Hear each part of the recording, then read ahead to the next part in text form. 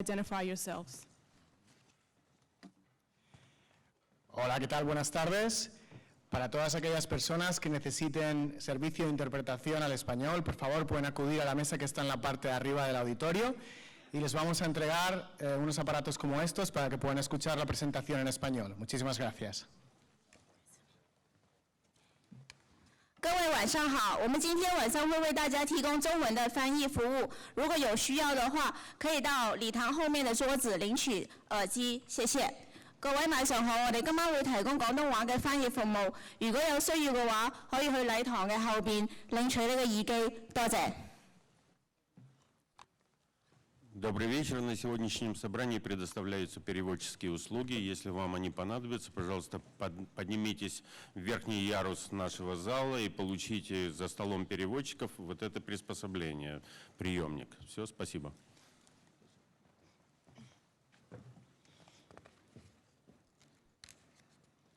Thank you all for taking the time to attend. Everyone is busy and you've made this a priority. We appreciate that so many of you are here tonight expressing an interest in NYCHA. In accordance with Section 5A of the United States Housing Act of 1937 as amended, housing authorities are required to develop, with review and input from residents and the general public, an annual plan that outlines its priorities for the upcoming year. Federal law allows a public housing authority to modify or amend its annual PHA plan or plan. Significant amendments to the plan are subject to the same requirements as the original plan. On July 21st, 2017, NYCHA released a significant amendment to the fiscal year 2017 annual PHA plan to HUD for public review. NYCHA's unfunded unit portfolio includes Section 8 developments, LLC-2 developments, that currently receive no public housing funding. To finance badly needed repairs at these developments and preserve their affordability, NYCHA is expanding its Permanent Affordability Commitment Together PACT program to create a public-private partnership and bring these units into the authority's Housing Choice Voucher Section 8 program. NYCHA has also released its draft fiscal year 2018 annual plan for public review and comment.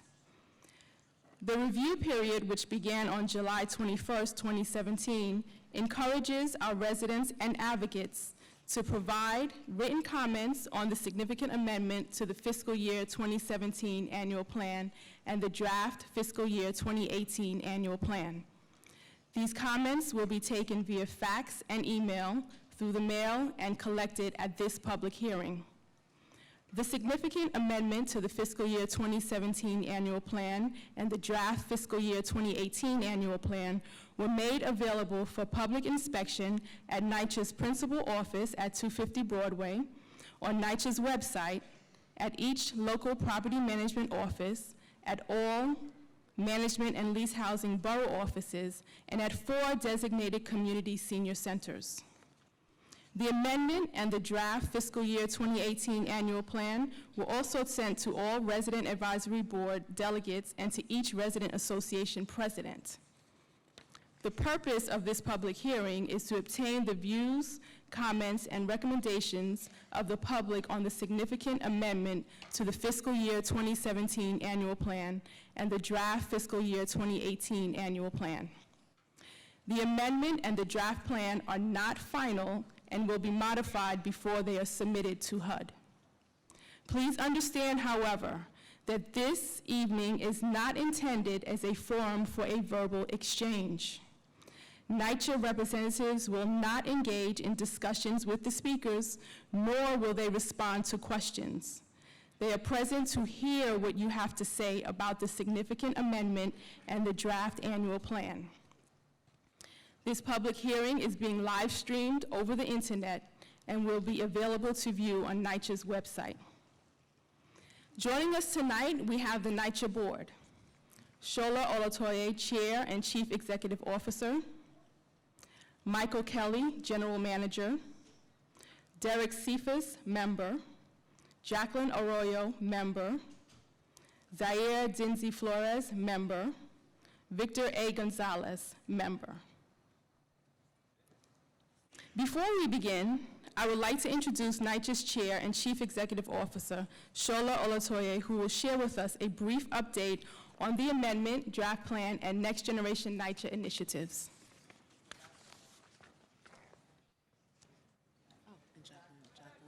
Jacqueline Young. And of course, our other member, Jacqueline Young. Our apologies, Ms. Young. Thank you so much for being here. Good evening. My name is Shola Olatoye. It's great to see so many familiar faces. I just want to make a note. I believe we have hard copies of this evening's presentation, and it will also be online, available for folks to download in English, Spanish, Chinese, and Russian. So if folks need a copy of that now, I believe someone raise your hand, has copies of them. Yes, okay, good. We have copies of them if you need them in a language other than English, which is what will be projected here this evening. As Ms. Hudson said, we are here primarily to hear your comments about this annual process of our significant amendments, namely our unfunded units, our 5-year capital plan, and our plans to implement HUD's new rule around smoke-free housing. What we have started to do is also use this as an opportunity to provide sort of a state of NYCHA in terms of where we are in the implementation of our 10-year strategic plan, Next Generation NYCHA, and provide some general information about work to date and work yet to come. As a reminder for everyone, our goals, the plan's goals were very simple. One was to achieve some short-term financial stability for the authority and to really think about the future of the authority long-term so as to preserve the housing of the 1 in 14 New Yorkers who rely on us.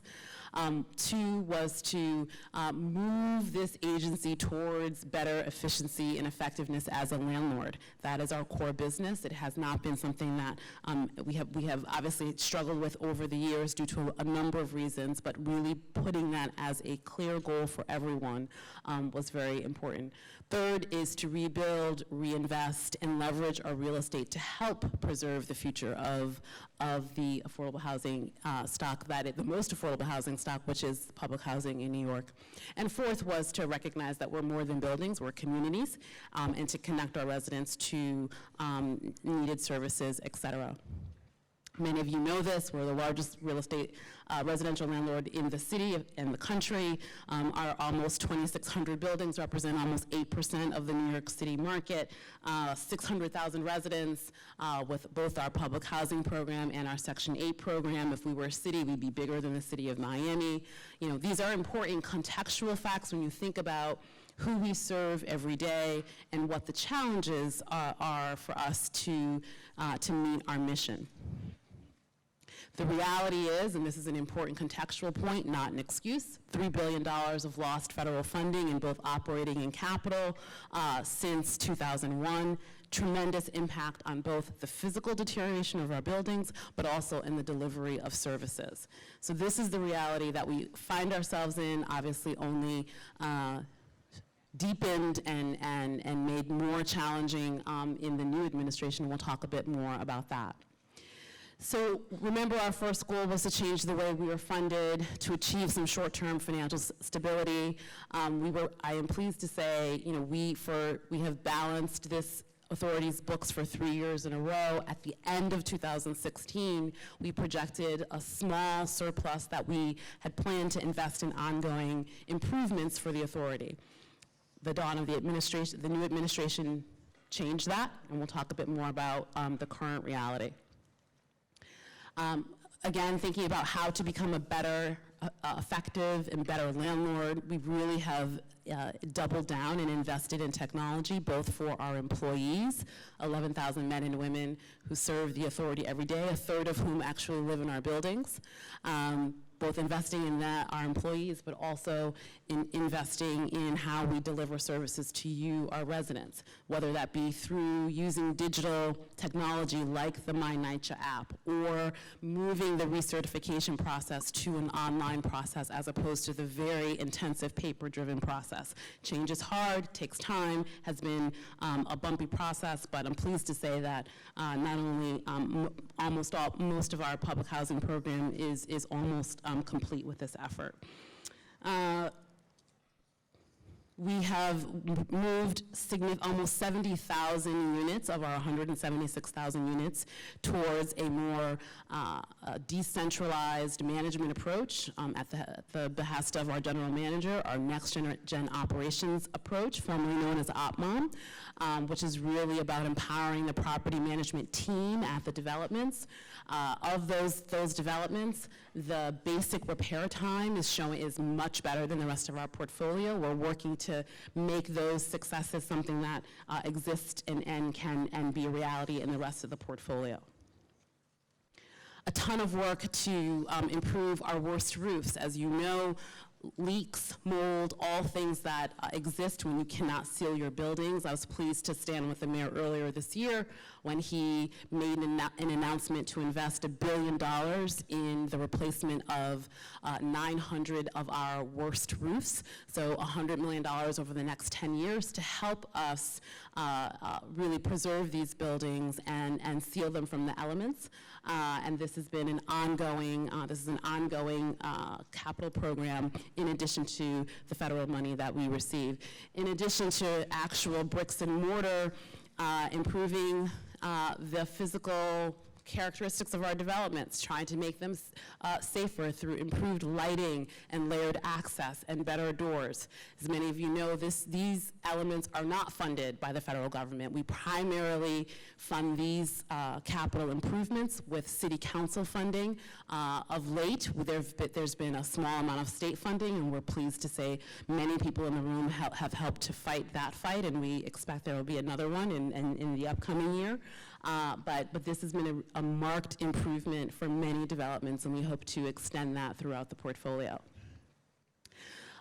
Actually, yesterday, many of us were at Red Hook announcing the beginning of the start of permanent construction at that development, but of the 35 developments that were affected by Hurricane Sandy, and we should pause for a moment for the many people in many countries and many cities in the southern eastern part of this country who are now experiencing the impacts of Hurricane Irma, many of whom we know live in HUD-assisted or public housing and will be tremendously affected. We should pause for a moment of silence for them, as well as the victims of Hurricane Harvey.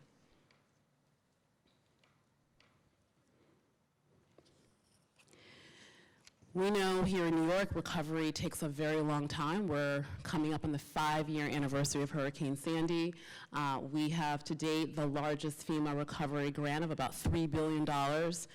Work is happening at 23 out of the 35 sites, and more to come by the end of this year. One fact that I'm pleased to say is that there have been, actually that number should be about 300 residents hired throughout the program and counting, a very important component of our Sandy recovery and resiliency work. So one of the strategies of NextGen, going back to that third goal of rehabbing and leveraging our real estate, is to preserve, was something that we talked very specifically about in our 2015 plan. We mentioned the need to come up with a strategy to turn on the federal funding in the unfunded units. These were units of public housing that were built by the city and state, and they stopped funding them in 1998. So essentially, the public housing program was subsidizing these units. So in 2015, when we released NextGen, we said we have to figure out a strategy for these units. This is not sustainable. It costs about $13 million a year to run these units, and there's no capital program for these units. So in addition to identifying a strategy for those units, we are a part of the Mayor's Affordable Housing Plan to create new 100% affordable housing throughout the city. We also have launched our NextGen Neighborhoods program, which is both creating more affordable housing, but also building market rate housing, a fact that is the reality and the need to generate more revenue to invest in the developments where we are actually doing development. And third, that we would utilize every tool at our disposal. And the most recent example of that is in Ocean Bay Bayside, where we worked with residents, community groups, and the like to invest some close to $400 million in that 1,400 unit property. So this is about preserving people's homes. It's about thinking about the future in the face of significant continued federal disinvestment and trying to outline a path for long-term preservation. So as I said, there's a number of different real estate activities happening. Many of you have been engaged in these discussions in your local community, and we will continue those, whether it's in the 100% affordable lane, or in the Next Gen Neighborhoods lane, or in the PACT, or Preservation of Public Housing program as well.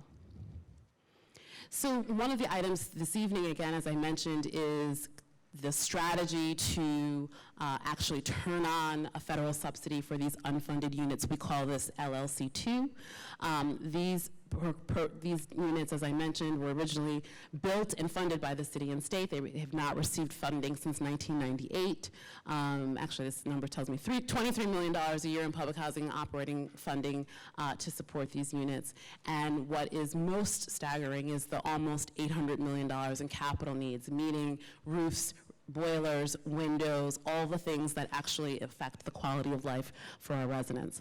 So our current approach, as outlined in the significant amendment, is to both work with HUD, and we've been working very closely with not only the residents, but local HUD, as well as our colleagues in Washington, to convert these units to Section 8 upon turnover. The reality is that has taken a very long time, and the needs are only growing. If we continue this strategy, it'll be another several years until those properties see an operating source. There still is no capital source with that strategy. So we have proposed a new approach, adopting our approach of preserving communities together, converting these residents to Section 8 voucher holders, and what PACT has meant is that these residents retain the same public housing rights as our residents in the public housing program, that also there is substantial improvements to the building. We're able to actually leverage private financing, which public housing authorities cannot do. And it also allows us to ensure the long-term affordability and a reliable funding source for these units. So there are 8 developments around the city, some 5,600 units. We have started in a phased approach, again, something that we've been talking about since 2015. The first bundle of these units is our Baychester and Murphy, both properties in the Bronx. And we began resident engagement with those communities earlier this summer, and will continue as developer is selected and the process of securing the financing proceeds. These are just some photos of the work, the before and the after of what our public housing units look like when we are able to actually go and leverage funding to support the rehab of these buildings, something that we are unable to do in the current, with our limited capital funding. And as we think about that fourth goal of engaging our residents, and this has been a really important part of our work, connecting residents to permanent jobs and as well to services, something that many of you have been a part of and helped us make sure that we are getting the word out to as many residents as possible. A ton of work has actually happened over the course of this past year to connect with young people within the authority for the first time in a very long time. NYCHA actually, with partnership with several organizations, helped to create youth councils, and as any of you who've gotten a chance to spend time with these dynamic young leaders, they really are the future, and they are developing new programs and initiatives in their communities that they are leading with neighborhood and community support, and that's something that we want to continue and nurture. The other item that is for discussion this evening, something that we talked about earlier this spring, is HUD's rule to implement smoke-free housing in all of its multifamily assisted housing. This rule requires that housing authorities by July 30th, 2018, must implement a smoke-free policy that prohibits the use of cigarettes and other prohibited tobacco products.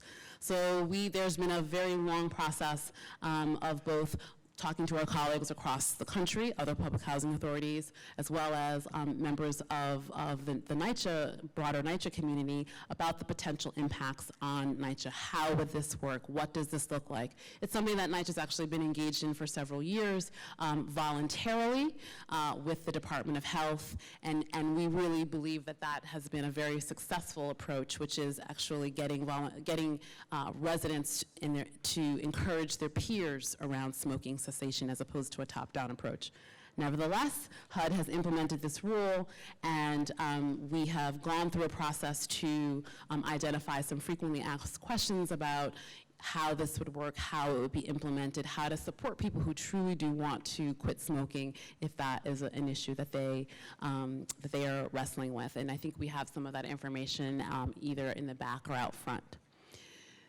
So the dawn of this administration has meant some real impacts for public housing across this country. In February, the secretary, who has a tremendous amount of discretionary power, cut the public housing operating budget by a significant amount, which meant for us about $42 million in lost funding. In March, we then received another letter indicating that there would be a potential Section 8 deficit of another $34 million in terms of the administering of that program. As you know, we run the largest Section 8 program in the country, 88,000 households who rely on us providing that rental assistance. So in total, this is about a $70 million cut, and this is before an actual budget has been passed by Congress. So, these are real facts. There was a tremendous amount of work that many people in this room engaged in, I think, to really let Congress know that these cuts were not going to be taken lightly. And I do think in the budget resolution that was passed for the remaining part of this fiscal year, we were able to hold the line with some less than expected smaller cuts. The fight will continue as Congress literally began meeting today about the transportation, housing, and urban development budget.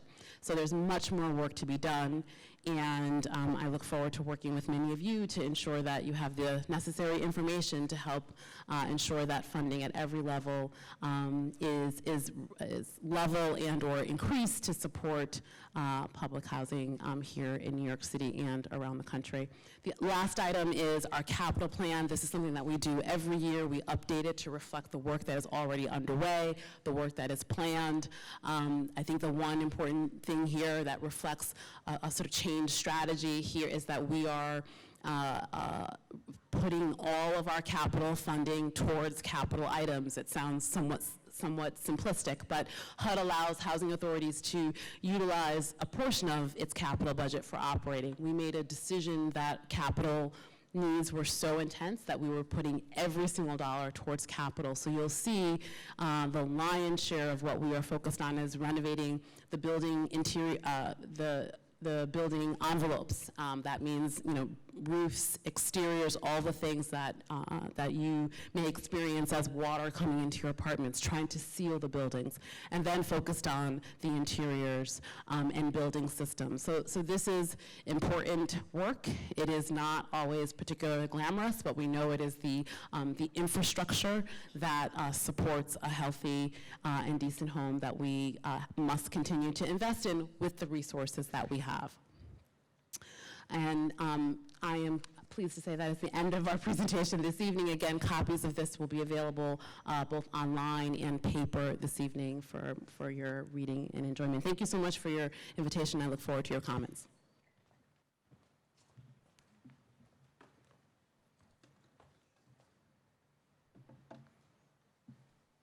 Thank you, Chair Olatoye. We hope that as many people as possible will have an opportunity to express their comments. So before we begin the actual hearing, let's go over the following ground rules to make this evening go smoothly for all of us. If you wish to speak, first you must fill out a speaker's slip. They are available in the entrance area at the table marked Speaker Sign-In. Please line up at each of the microphones in the aisles and wait your turn to speak. Each speaker is allowed 3 minutes to speak. On the stage, you will see a timer with 3 lights. When you begin to speak, the green light will be on and the timer will begin to count down. When the yellow light is lit, it means that you should start to conclude your remarks. When the red light is turned on, your 3 minutes to provide comments are over. A table has been set up outside so that written comments may be also submitted. Numbered speaker slips are non-transferable, and if you are not present or do not wish to speak when your name and number is called, you will forfeit the opportunity to speak. The hearing is being recorded and transcribed by a stenographer, so please speak only from the microphones in the aisles and identify yourself and your development or affiliation. Remember, we are here to comment on the significant amendment and the draft plan. Any personal comments on, criticisms of, or all attacks on NYCHA personnel, resident representatives, and public attendees, or any demeaning, discriminatory, or ethnic slurs or vulgar language will not be tolerated. I, as the moderator of this evening's meeting, reserve the right to immediately move on to the next speaker online if any comments are deemed inappropriate. The moderator on stage is in charge of the public hearing. Please be considerate of your neighbors and follow the moderator's directions. We are here to consider issues that are of concern to everyone, not issues that concern only a single resident or individual. If you have an issue that concerns only you or your apartment, we have tables set up outside specifically for that purpose. Please fill out a resident response form at the table outside marked Resident Complaints. The passing out of materials is not allowed in the auditorium.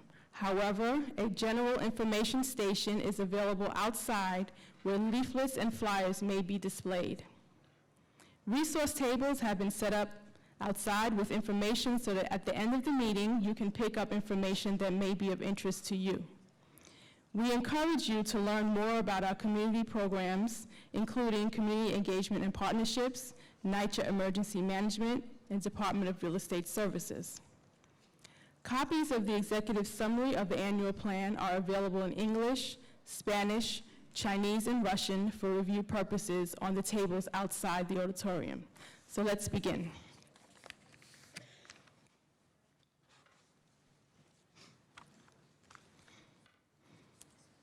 Our first speaker is Lilith Lozano from Parkside Houses, followed by Micah White from West New York, New Jersey.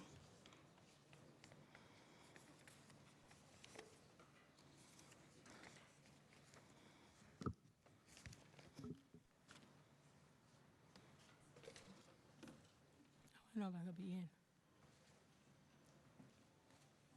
Can I begin? Hello? Oh. Good afternoon. My name is Lilith Lozano. I came before you today in 3 capacities. As treasurer of the Citywide Council of Presidents, CCOP, the president and the chair of Bronx North Associations of Resident Councils, Inc., and finally as the president of Parkside Resident Council. When I am honored to hold all these positions, I come to you primarily as the district chair of the Bronx North and president of the Resident Council. With some regret and clear determination, I come today to speak against and oppose the annual plan of the New York City Housing Authority. My regret lies in the fact that contrary to the 964 issued by HUD, the authority has failed to negotiate in good faith with resident leadership and capacity and failed to the duty to partner with resident leadership in order to advance the goals of public housing in the city of New York. Once upon a time, the administration passed, resident leadership had the least nominal seat able to be at the table. Funding the very first memorandum of agreement to NYCHA and resident leadership was the product of hard-fought but respectful negotiations, but ultimately gave the rise to the growth and development of resident associations, district councils, and presidents, and ultimately to CCOP itself. During the previous two administrations, NYCHA's leadership, the district councils of presidents grew up to a significant organization body capable of collectively representing the interests of as many as 100,000 of those public housing residents. Then we were visited by the present generation of NYCHA leadership. We welcome and appeared to be a breath of fresh air. People with actual experience to affordable housing. What we soon learned, however, was that affordable housing was a term that meant to encourage public housing, but rather a new vehicle for removing public housing and replacing it with affordable housing. No sooner had more administrations of NYCHA leadership take office when we started to see a different assault to the resident leadership perpetrating by the opting in and opting out concept, inventing an out that it came from Melanie Hart.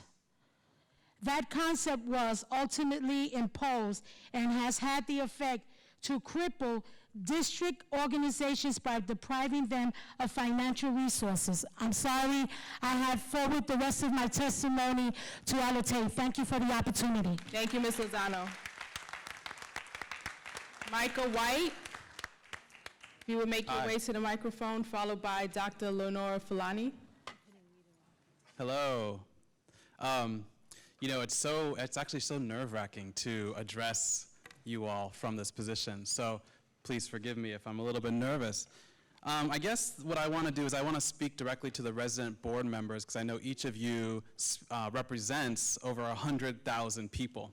Obviously, there are not 100,000 or 400,000 people that you represent in this room. And I think what I want to say is that I'm very concerned about the morality of this plan, because what I see happening is that you are basically forcing poor people out of their homes and using the language of affordable housing. But we all know that affordable housing is not the same as public housing for poor people. So what I want to do, because you three are residents of these housing and you have a tremendous responsibility to represent your neighbors, is I want to call on you to switch sides, to join us, the people, by any means. That could mean voting no. That could mean leaking damaging information. I think you know that what we're saying is true, and you probably have the evidence for it. You could give us that evidence. You could leak it anonymously. You could help us oust the leadership that is imposing this affordable housing paradigm. Basically, I think that it's really, I want you to go home tonight and just think about it, you know? You have a responsibility to your neighbors, and I hope that you will join us in building public housing for poor people, not affordable housing for rich people.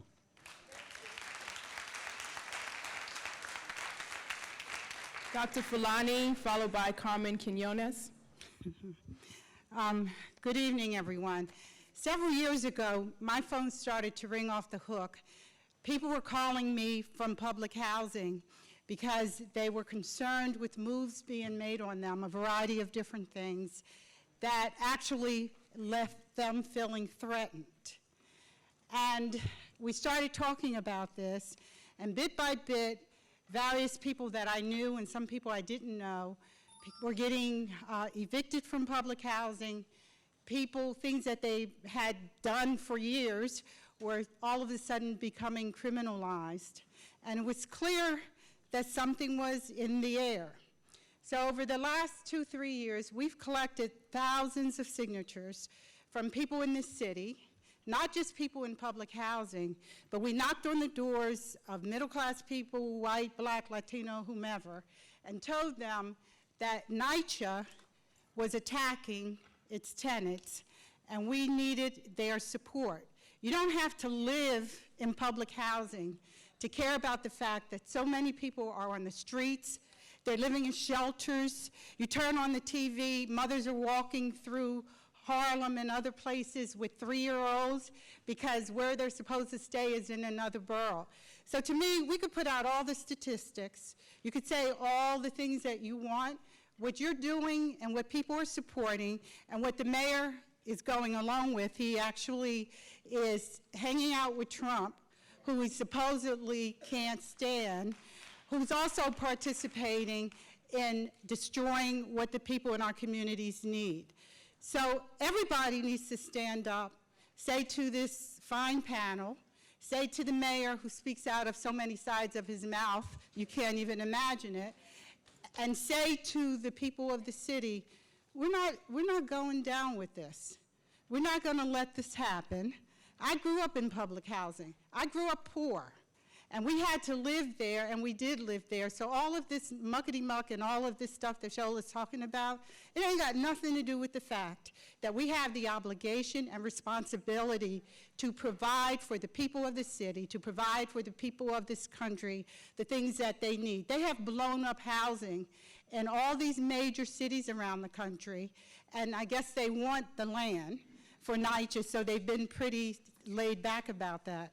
But these are human beings that we're talking about. You can't address putting kids, their parents, on the streets, having no place to go, making the state this argument that they can do different kind of housing when they can barely afford where they live, and call yourself a decent human being. So I'm going to do what I was taught to do. When I follow Dr. King, Thank you, Dr. I Falana. follow him because I believe in the right and righteousness of everybody in this country, and we are going to raise holy hell. Ms. Quinones, after Ms. Quinones, we have Harriet Hoffman. Wow, here we go again with the same thing. Listen, I'm going to read this because I think this is very important. It's Webster's Dictionary. And to mandate, to order, to command, to volunteer, to enter or offer into any service of his or her own free will. To blackmail, to extort by way of threat, force, danger. Do it or be evicted is blackmail. No to forced labor and no to slavery. Let me tell you, my name is Carmen Quinones, and I'm the president of Douglas Houses. We've got like 4,000 residents, and we keep going through the same thing. This plan, we've asked and we've gotten together, most of the presidents, and we voiced our opinion. And in no way, fashion, or form have these plans ever took any consideration of what we asked or what we wanted. So I don't understand where the collaboration is, because, and I'm talking about 20 years, same plan. What's changing? I got 18 grandkids. I don't got time for this. They need a home. They need a home, something that they can call home. I've been in that apartment 35 years. God, I'm blessed, but I fear tomorrow. I fear tomorrow for my grandchildren and their children. I fear it. I fight publicly, go and I raise holy hell to get funding for NYCHA. I'm with you guys, but y'all got to decide which side y'all on, because you're not on our side. You're not being fair about this. You're not including us, you're excluding us. And we're tired. We've been fighting for years. The same thing, the same leaders, the same stuff. Enough, when is enough gonna be enough? You lose paperwork. We give you paperwork. Paperwork is lost. These elections are practically rigged. There's so much going on. If we're going to partner, then let's partner. Let's be real on this, all right? Because I just don't see it. I really don't. Because when I hand them paperwork, I want my paperwork. I want my paperwork known. I don't want to be told 2 months later that my paperwork is lost and I got to do it all over again. And this is what all presidents are going through. So if you want to collaborate and you want to get together with us, and like I said, the only reason I go to Washington and I go against this dumbass president, all right, it's because I think about my children, my grandchildren. It ain't about you. It is about your me. comments. Your time is up. Thank you. Harriet Hoffman, followed by Ronald Topping. I wanted to start by saying that I feel sick to my stomach sitting here at this meeting.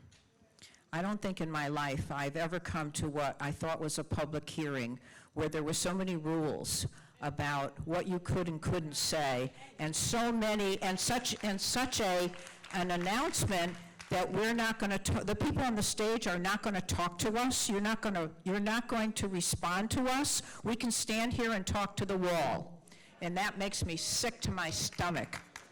So you presented to us these pretty pictures and PowerPoints and nice sentences that have nothing to do with what's really going on. What's really going on in this city is that you're kicking out the poor. And that is sickening. I find it ironic, really ironic, that I saw Bill de Blasio on the news today talking about how everybody was welcome in New York City. All the immigrants from all over the world, all the refugees should come to New York City and they'll be protected, while at the same time, let's kick out the poor. It's sickening. Mr. Topping, then Margaret Masick.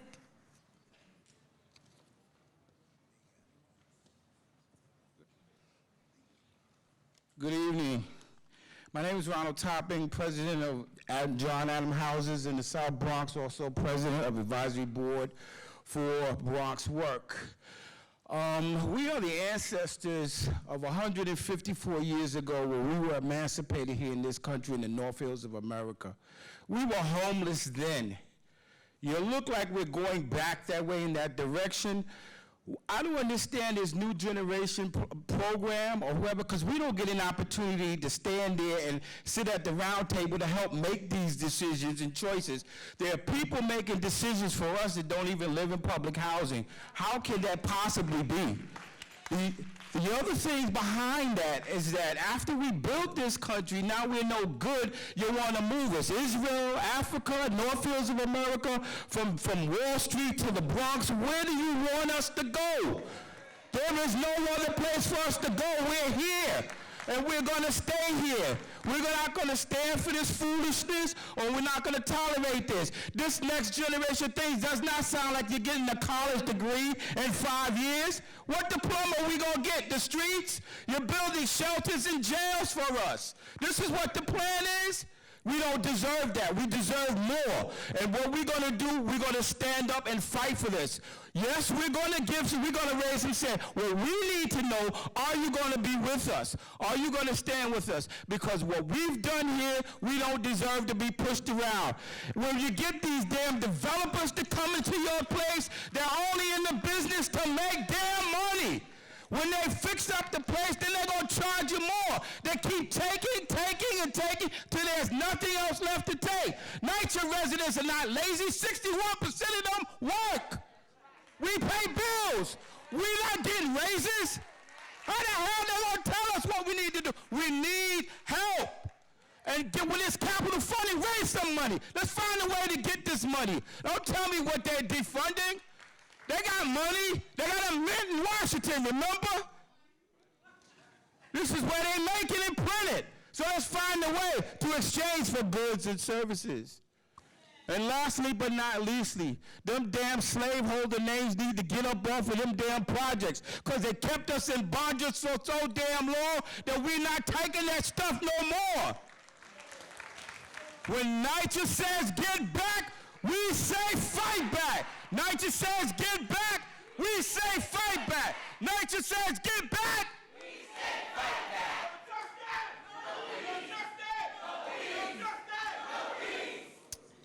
Margaret Masick, followed by Anne Marie McLaughlin. Okay, I just wanted to speak about the RAD program and the privatization of the New York City housing, because we do have one of the developers in my area that's being overseen by Wavecrest. But at the same time, we also spoke to Congressman Meeks, and they're saying that the RAD is a pilot program to see, because we need money to fix the projects, to maintain it, but at the same time, you took the money from New York City housing, and then you're giving it, we had less maintenance, the halls were dirty. It's not like before where you had the money, where the maintenance man would come and clean every morning on every floor. So it's just now is like, slowly but surely is when they can, because it's not enough money. But yet you're giving the money to private people. You know, that makes no sense, because money is money. You have to put the money back in New York City housing, not to these rich people to get richer. You know, it seems like they're using poor people to profit, to make money off of poor people. Like poor people now is a business for you to get rich at. Now also, you know, because at the same time they're saying, here's RAD is supposedly helping us, but are you really helping us or are you replacing us? Is this a regentrification or is this a kind of coin game? It's just, you know, I'm fearful of that. And like they said, I was in a shelter many years ago. The way things are going, I feel like I'm going to go back. And then de Blasio saying, we're opening up more shelters, we're opening up more shelters. What happened to opening up more apartments? You know, you pay way, way more, 3, 4, 5 times more to house a family in a shelter, and everybody knows that. It's no longer a secret. Where for a shelter family is like $5,000, $6,000, but yet you won't give somebody $1,500 to go in an apartment. So I feel this is just a con game. A lot of time is all these rich people getting together to say, how are we going to make money off of these people? While we're just sitting there, letting it happen, and we don't know how to fight back. And then when we are fighting back, you're still sitting behind the table, making all these decisions that how we're going to make more money, and more money, and more money. And then like the man said, where are we supposed to go? Is everybody supposed to move down south? Is everybody, we're here, why can't we stay here? We have rights to stay here too, not living in fear of what's going to happen tomorrow, what's going to happen today. We are people, and I just hope you remember that. Thank you, Ms. Massac. Anne-Marie McLaughlin, and then we have Lynn Phillips.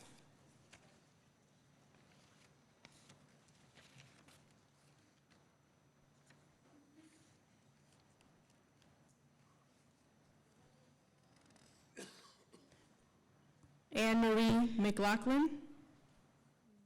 Okay, we'll move on to Lynn Phillips. I'm sorry? Up here. Can we have a mic?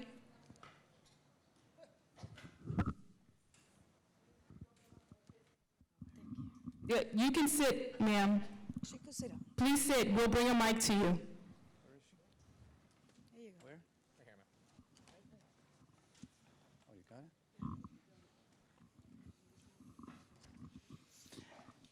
Thank you. My name is Lynn Phillips, and I'm a recent resident of NYCHA. I only moved back to New York a year ago, well, 4 years ago, but I made it into NYCHA a year ago. I sit on the Smoking Advisory Group, which is a large, diverse group of people who are looking at the new smoke-free regulations, and I am the resident smoker in the group. I have real concerns over what's going to happen next July. Addiction recovery is not an easy process. It's not a cheap process, and it doesn't always happen on day one. I'm a drug addict in recovery for 38 years. I know the process.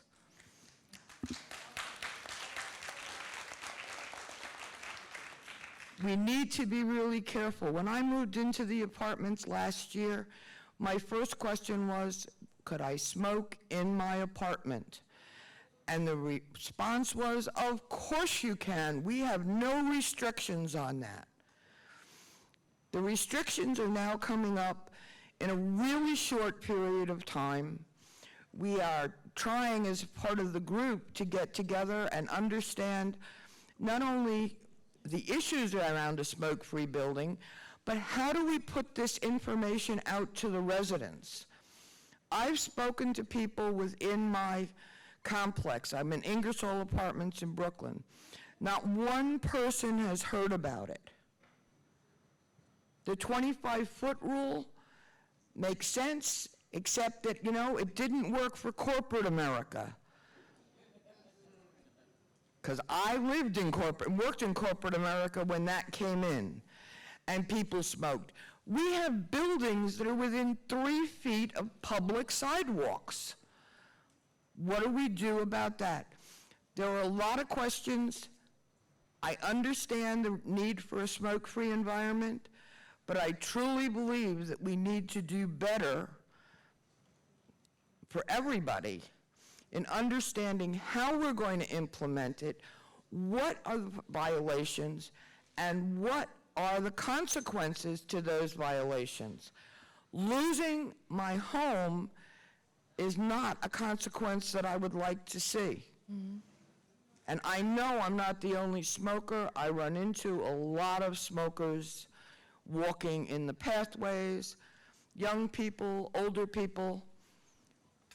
We need to look at this, and we need to get the word out, and we need to help people if they truly want to quit smoking. Thank you. Thank you, Ms. Phillips, for your participation in the group.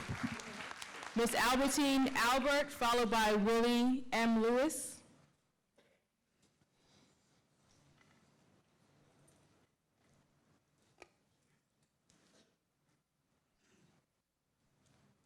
Is Ms. Albert here? Good afternoon, everyone. Good afternoon.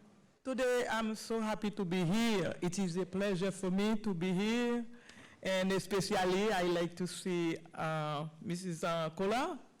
Yes, good afternoon. I want to present myself. My first name is Albertine, and my last name is Albert. Have a big problem going on with my office. They confused about my name. And I know it's true, a lot of people name it Albert, but me, I come from Haiti. That's why I say my first name is Albertine, and my last name is Albert. I come from Haiti. It's been a long time I'm living in the housing since 1996. Now, after I finished, send my son go to the college. I don't know who steal my information. It is a big problem for me. I cannot sleep in my house. Since 2009, they make 2 men come and get my name while my son walk and come to my house. I don't know for what reason they take my name. My son come with me in my apartment saying he have 4 years and a half. And now he's getting big. So when they take my name for my son who come in my house, what that mean? That mean I have a man in my house and I don't report it to the housing. It happened since 2009 until 2017. I keep suffering very bad, unable to go to work, unable to go to church, unable to do anything. Police come and take me. Try for no reason, because I keep calling 911 for help. I keep calling 311 for help. They count how many times I call, but they don't count how many times they helping me. This is what is going on. They take me 2 times. 1 time they push my door because one neighbor come and curse to me, disrespect me behind my door, and I call police. What police come? They threat me. They say to me, never call 911 no more. Ms. Albert, we have Ms. Buskus right next to you. She's going to provide you with some assistance. Thank you. Thank you. Ms. Willie Mae Lewis, followed by Darrell A. Garvin. Good evening to everyone, the dais, board members. My name is Willie Mae Lewis. I'm also a former board member of NYCHA and also a former TA president. I'm here today because I'm very upset about a lot of things. One of the things is I know that we have been cut $6 billion, but I also know that we have existing problems in housing. One of my questions again tonight is, we are part of the MAP program, which is part of Mayor de Blasio's program for NYCHA with the roofing. My question is, why are we not a part of the roofing with the $1 billion that Mayor de Blasio has proposed to? And I talked to my president, Mr. Tyrone Ball, and now he's telling me that he looked at something and that we are getting the same $15.5 million that Albany gave us back in 2015, but now all of a sudden it's coming from HUD. My question again is, why are we, if we're part of the MAP program, we're not included in the roofing program of that program, and that $15.5 million that has now miraculously turned to HUD instead of Albany. We have a lady in my development who is in the hospital now. I keep telling y'all not only about the roofing, but also about the plumbing. The building is 65 years old. We have a lady in the hospital now who had a terrible backup in her apartment on the first floor. The stench from it sent her to the hospital. She was already asthmatic. She's still in the hospital now. We'd have to do something. I know we don't have some of the money, but y'all find reasons to get money. And you also prioritize places where you spend the money, okay? And most of the prioritizing is in Queens, it's in Staten Island, it's never in Harlem where I live, okay?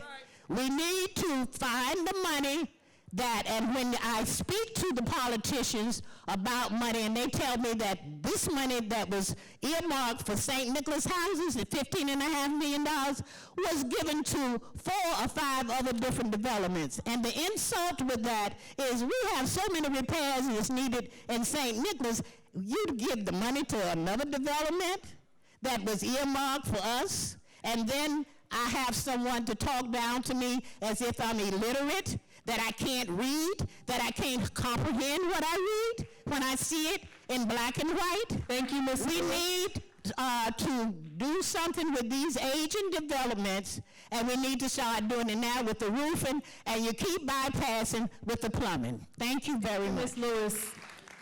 Next speaker is Darrell Garvin. Before I move on, I'd like to ask apologies to our resident board member, Ms. Jacqueline Young, for not introducing her earlier, and also to acknowledge the Chief of the Housing Bureau of NYPD, James Secreto, who just joined us on the dais. Darrell Garvin, and after Mr. Garvin will be Lisa Kenner. Hello, good evening. My name is Darrell Garvin, tenant in Linden Houses. I'm not too good of a speaker, but I'm a better listener. I just want to say that somebody in my housing keep leaving garbage and stuff on the elevator, and I think it'd be a good idea to have cameras in the elevator to catch these people, so when I come home, I don't have to smell the stench of garbage. And housing don't clean the elevators on the weekend, and right across from where I live at, the boulevard, a kid got killed there, and there was no camera in the elevators to catch the perpetrator. So I just, like to say, I think it's a good idea to have cameras in the elevators. Thank you. Thank you. Ms. Kenner, and then we have Joanne Brown. Good evening. My name is Lisa Kenner. I am the TA president of Van Dyke Houses. I have been coming to these meetings for years. I have seen different chairpersons and everything. And I also, last time I was here, I was talking about they was building on our grounds again. Now here come Do My Commerce, and you say that you want the people input, but you don't listen. Just like Beyonce record said, listen, y'all don't listen. Y'all want to do what you want to do. And see, if we don't have a place to live, y'all don't have a job. And if y'all don't have a job, you ain't gonna have no money, you're gonna be homeless right along with us. So you need to be trying to work even more with us. But one thing I want to say, I didn't come up to beat up nobody today because there's a time and place. With the community centers, you got DYCD in our community centers. They took over like we third-class citizens. That's our centers. You know, not only that, you talk about having money, you have to start renting the centers. That's how you generate money too. Now you imagine you got centers all across this city and you can't use it. I got residents that can't even have a party or an 80th birthday party or 90th birthday party. If they do go somewhere, they have to pay $1,500, $2,000. We don't have that money. Remember, we poor. So I'm asking you to get a round table with people, make sure you got residents on there, and put some staff members so everybody can know where the money's going, that it don't trickle out someplace else, and start opening up these community centers so we can start renting it so you can generate some money. Instead of for me have to come and look at my floors somewhere in the buildings and we don't have no stripper, we don't have no wax. That ain't the way we live. This is what we need to do. That's why I'm not gonna beat you up today. There's a time and a place. Hi, Ms. Young, how you feeling? Miss you. I'm not gonna beat you up, but y'all need to know that you talk about generate money, you talk about self-sufficient. Self-sufficient starts at home.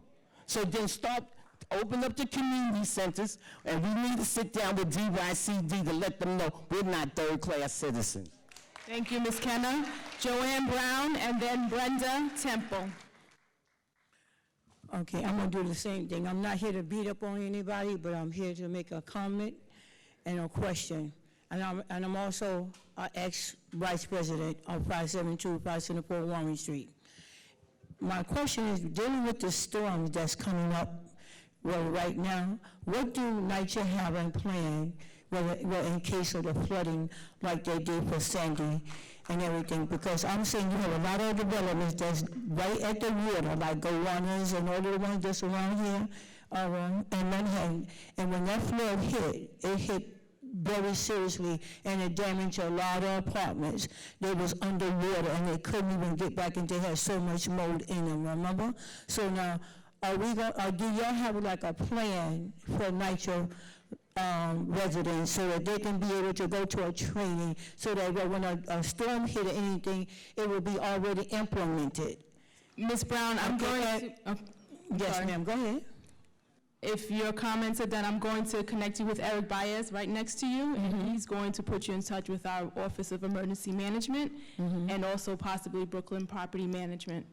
Okay, and then now my next one is, I'm going to pull all of my presidents that's here tonight. I'll do a poor job, but then I have a problem with my Mrs. Harriet Hughes. She's my president right now. And Mr. Baez will be able to, okay, if it's personal, Ms. No, Baez, this ain't got nothing to do with no personal here. Because like I said, I sit on the Community Board 6, and I'm also a volunteer of our Brooklyn Borough President, Eric L. Adams. Well, what I do is, okay, so I'm saying to you, I don't need to let you know everything that I'm doing, but I'm in the community, and I'm reaching out to all of my community people and also my development. But as I'm saying to you, if I'm bringing the information back to my development and also my community people that's in my vicinity, and if I'm putting them up on the store windows, my president, Ms. Harriet Hughes, does not want me to put up no flyers regarding anything to do with NYCHA, either Social Security or either any kind of legal things, or either exercising or whatever that's going on, that meeting that I don't want to bring back the information to put up above the mailboxes. Between her and Victor Cortez, they remove them, and I want to know what is the problem if you have a person like myself that go out to the Ms. Brown, and then bring back the information. Let me just connect you with Mr. Baez, who can take all of the information and direct it to where it needs to go. Okay, He's but right next to you, Mr. Bias. He's walking towards you right now. Not a problem, but like I said, I need us to know what's going on in that community because we got a lot of stuff that's going on down there in Park Slope with all this development that's going on. Thank you. Brenda Temple, followed by Robert Scott.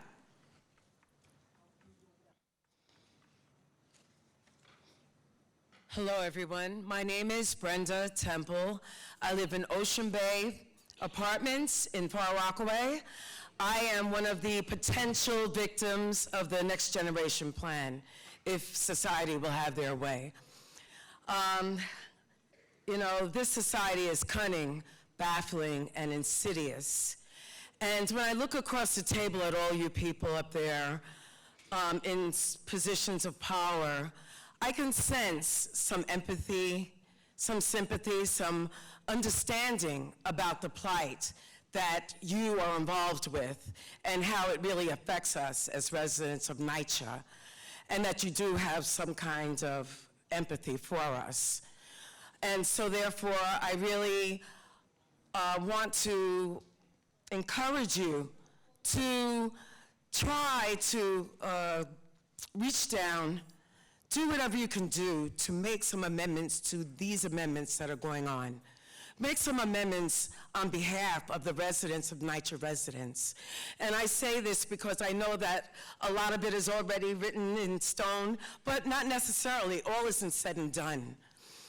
The thing is that you say 100% affordability, and 100% affordability, like for us, it's not affordable. You know, what you're saying is that term limits, that within 5 years, we are supposed to take the Section 8 and slither off somewhere into nowhere? Where are we supposed to go? Do you care? I know it's not you, but you need to care about us because we are the backbone of this society. We are your poor working class.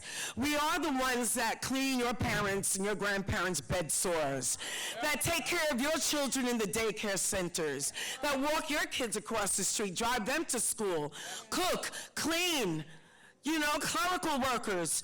We are the backbone of this society. And you pay us a little above minimum wage. And where do you expect us to go? Continue. You need to continue to provide low-income housing for low-income residents. We are a proud people. We are families. We are children. We are grandparents. We are success stories that continue to come out of NYCHA. And sometimes we have to start at the beginning and have a foundation in order to get people to climb on our shoulders and continue to move up and onward. Right. So, you know, I'm imploring you, you know what you need to do.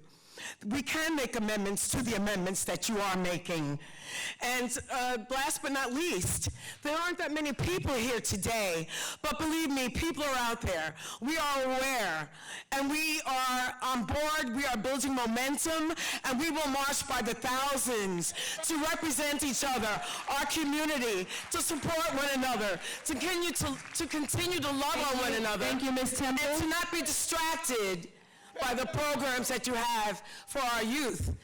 Our youth need to be distracted from what's going on, but we need to stand up and take care of our business, and we're going to do that. Thank you. Robert Scott, followed by Juan Pagan.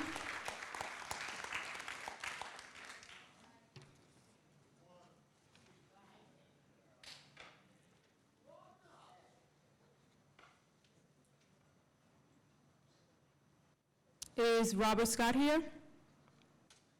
Okay, Mr. Pagan.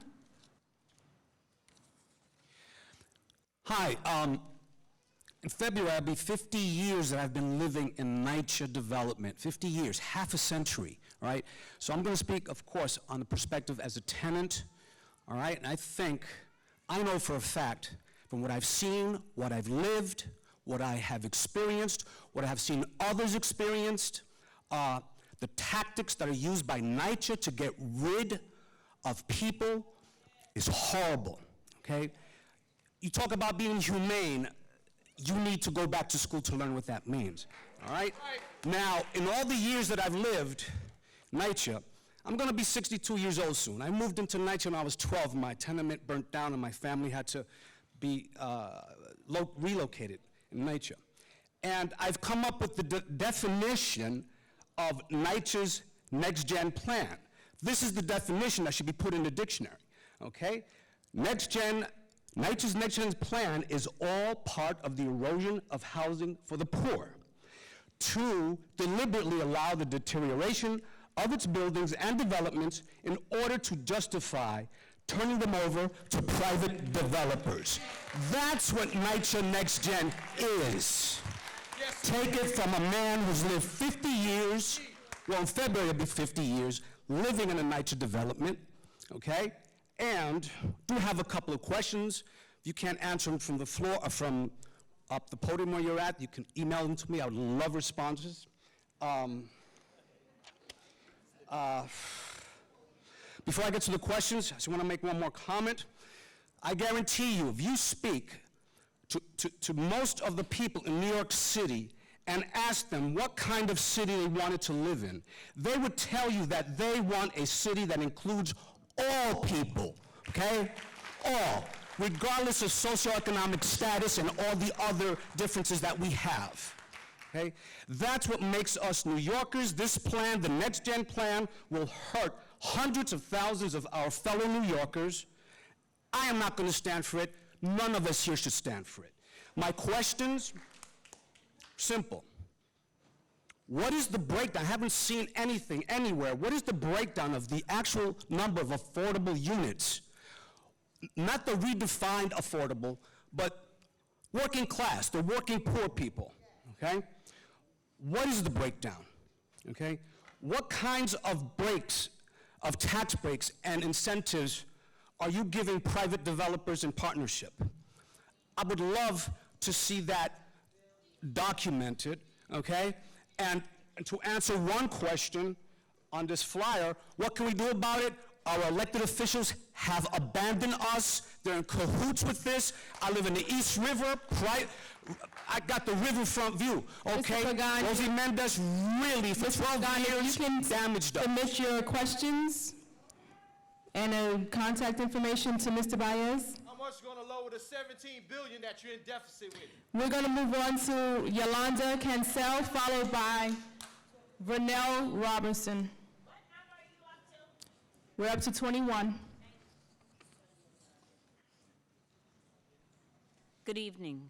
I am a resident of Homes Development. In August of 2016, a new tenant moved onto the floor where I reside. They moved into the apartment next door to mine. Ever since these new tenants moved into our floor, the quality of life for myself and my fellow floor residents has gone downhill. The new tenants play excessively loud music past 10, 11 p.m. at night until the wee hours of the night on a daily basis. They bang on the wall that connects our apartments. The new tenants are reputed drug dealers and have unsavory visitors and people hanging out in the hallway and in front of the building. The apartment they reside in is a one-bedroom, but there are at least 4 people residing in the apartment. Ever since August of 2016, numerous New York City 311 noise complaints have been reported against these new tenants. 911 calls have been made against these tenants and the police have responded. The new tenants kicked in the front door to my apartment and have verbally threatened me with physical harm. Several of the tenants on the floor signed a petition attesting to the behavior of these new tenants and how the quality of life on our floor has gone down ever since they moved in. All of these New York City 311 reports, times and dates that the police responded, a police report, and full detailed reports of all that has happened has been provided to Homes Development Management. The only solution I am being given is that I have to find a new place to live, get an apartment transfer. That is not fair. That is not right. I have been a resident at Homes Development for 7 years, and I've lived there peacefully and respectful of my neighbors with no incidents. I am a member of the Homes Tenant Association and a member of the Homes Next Gen Committee and a member of the Homes Next Gen RFP Committee. I've devoted my time to improving homes development. I feel that nothing is being done to evict these new tenants, and it's not right. It's not right that I can't get a decent night of sleep or reside peacefully in my own apartment. Many times I have to leave my apartment for several days just to sleep elsewhere because I can't, because of the noise from the new tenants, and I can't even sleep in my own apartment. I hope you will look into this issue and respect the quality of life of existing residents and evict these new tenants. They do not abide by the tenant rules and have no respect for their neighbors and our quality of life. Giving me a transfer is not a solution. These new tenants need to be removed. Thank you. Thank you. Ms. Cancel, can you please see Mauricio right here? And then he's going to escort you to the person that can help. Thank you.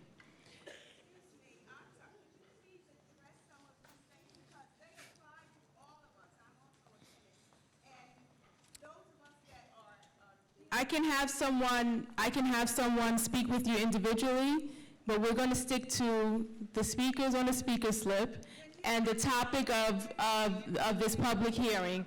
It's not an interactive exchange. I apologize, but I explained that in the beginning. We're going to move on to the speaker, Vernell Robertson. Good evening to everyone.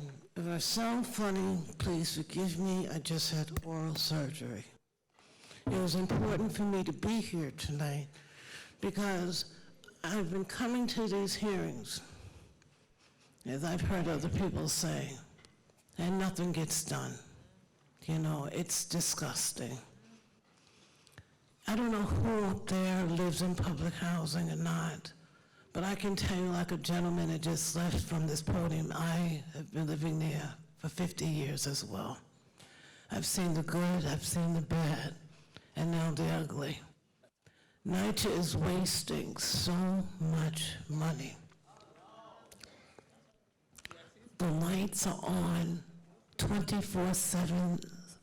The water from the sprinklers for the summer, sun up, sun down, it doesn't make a difference. The money that you say you need, it can be redirected in other ways. NYCHA should not be privatizing the place what's only left for people like us to live. If you it's been said again and again, where are we to go?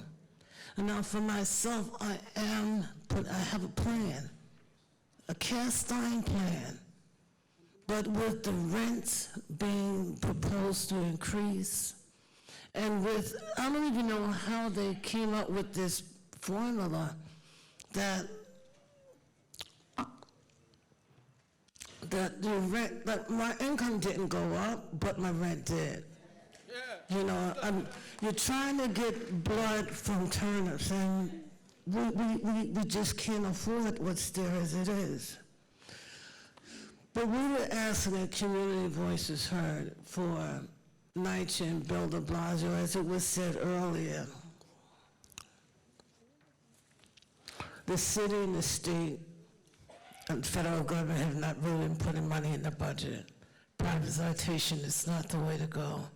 We're asking NYCHA to please fully fund all the repairs. I know you have to find ways you can do that other than privatizing, because we'll ultimately lose our homes really quick. It's been said to me that there's a tenant in Ocean Bay where they just did the RAD, and she got a new lease, and her rent is going up.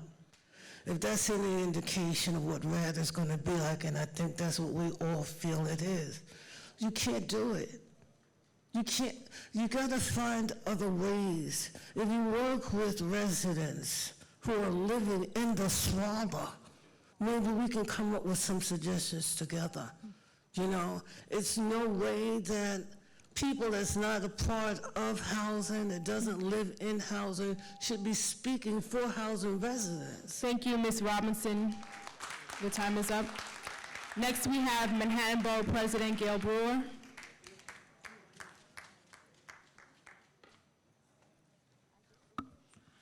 Thank you very much. I am Gail Brewer, Manhattan Borough President, and I want to thank the chair and the members of the board for the opportunity to testify and for answering many of our letters. I know we write a lot of them on behalf of residents of Manhattan. I'm submitting testimony, but I just want to summarize. I have 3 recommendations on how NYCHA can improve next-gen resident engagement, just to start with. As you know, we've been working with the homes tenants to start with, and I may disagree with the project as a whole because of the privatization, but the tenants themselves, to their credit, came up with a location that isn't the one that is being proposed. And I have to say, that's an example where the tenants' feedback did not get listened to. And I want to say that's a challenge and a problem that I think needs to be addressed. When tenants take the time, their feedback needs to be listened to. And second, at LaGuardia, tenants want a grocery store.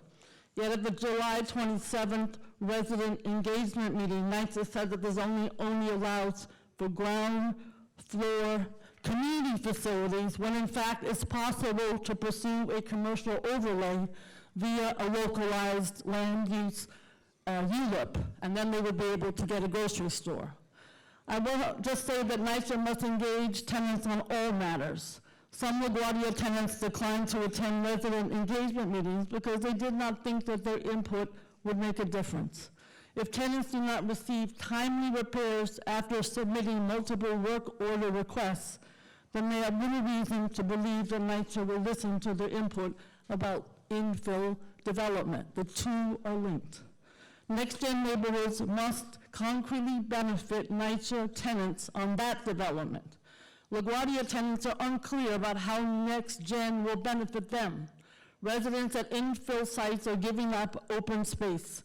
They must be guaranteed benefits in return. And again, I'm not a supporter, but these tenants are amazingly able to work and to think and to come up with ideas, but they have to be given the real respect. Next-gen sustainability is a huge issue. You've been doing wonderful work, but it is, I was recently with a whole bunch of young women from NYCHA in Harlem, and number 1 on their list is the concern about rats. These are 15-year-olds and 14-year-olds. Recycling bins are now installed at all developments. If NYCHA is serious about making recycling work, they must follow up with education for every tenant. NYCHA is piloting in-sink food waste disposers at 26 Lower East Side developments. I just this week visited the Newtown Creek wastewater treatment plant myself and spoke with experts about the impact of sending liquefied food waste into the city's wastewater treatment facilities. I support the pilot, but I have a couple of recommendations. So, President, we'll accept your comments. Okay, I just want to say 2 other things. We have to work on job training because there are lots of challenges about the academy. We're going to need to move on. I'm sorry. Okay. We have a lot of speakers that are waiting. All right, thank you very much. Take your I have the full comments. Thank testimony. you very much. Thank you. Oksun Sun and Keisha McAllen.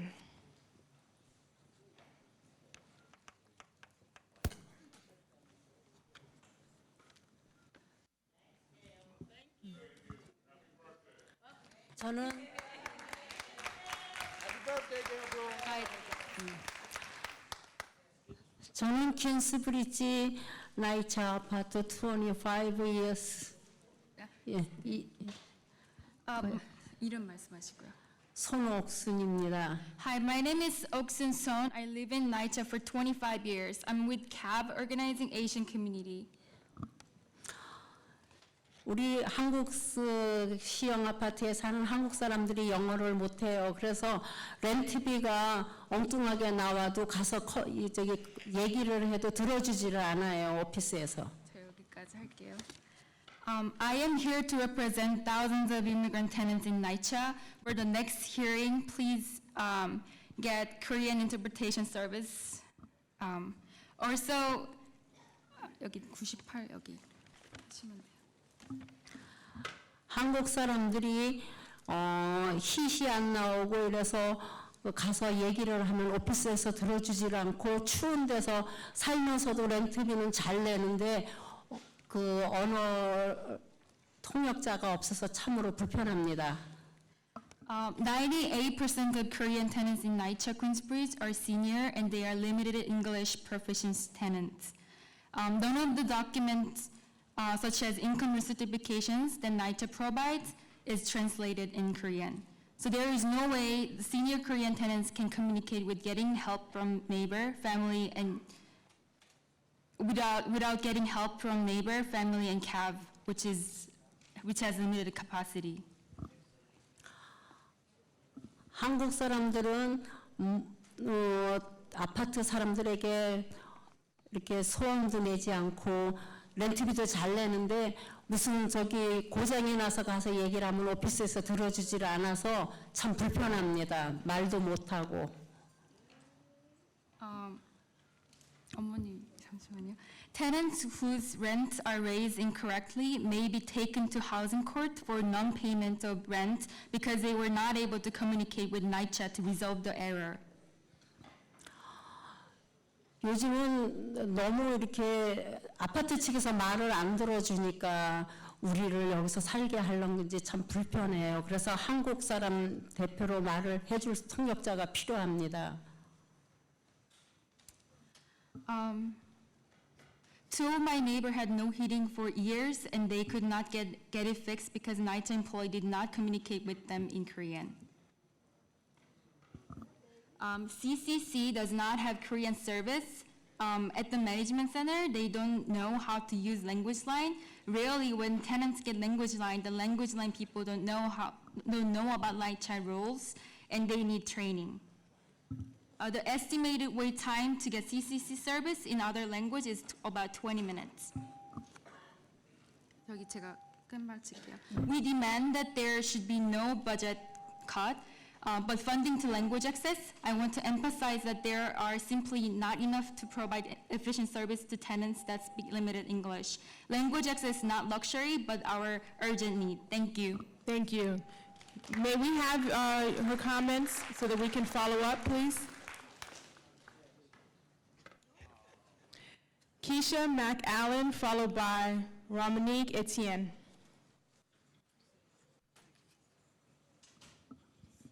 Hello, my name is Keisha McAllen, and I'm kind of concerned in reference to New York City housing. I try my best as a member of the community to pray for my community. Because there's so much change is going on that I see on the outside that is affecting the inside.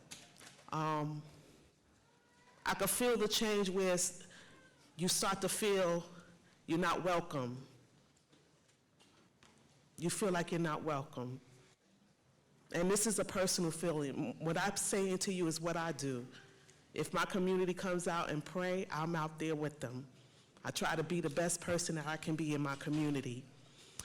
I pray for the culture of the community to still stay and thrive, you know, where you have people coming together and showing the richness of the community. That's something I always have enjoyed, seeing parties or gatherings or, you know, but I really feel like an outsider.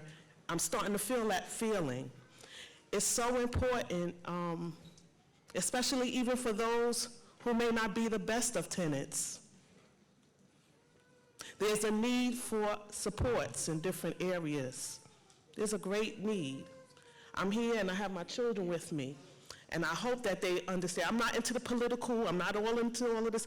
I just know that we all as individuals can try to do our best and be the best tenants that we can.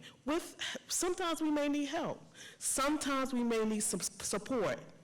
But all of this is like a lot of information. But there's a need for, just like I heard another person say, training. There's young men, young women need, you have inside help already. There's people who live there who should be able to give back to their own community and learn some things and be able to help fix what's already there. You know, I didn't intend to say what I'm saying, but I know that it's within me, it's in my heart. I'm praying for all of you as you continue to do your work. You're doing the work. You're doing the Most High's work. So everyone in their own position is doing their work the best way that they know how. So I hope that you're able to take into consideration, as I said to you, this is not my words, this is what the Creator said. Keep doing what you can. And remember, even those who don't come up to that place, remember there are people who cannot afford, they're struggling, they're really not making the way. But continue to remember, take a second thought. They're trying as well as those who are well off. Thank you, Ms. Allen. Ramik Etienne.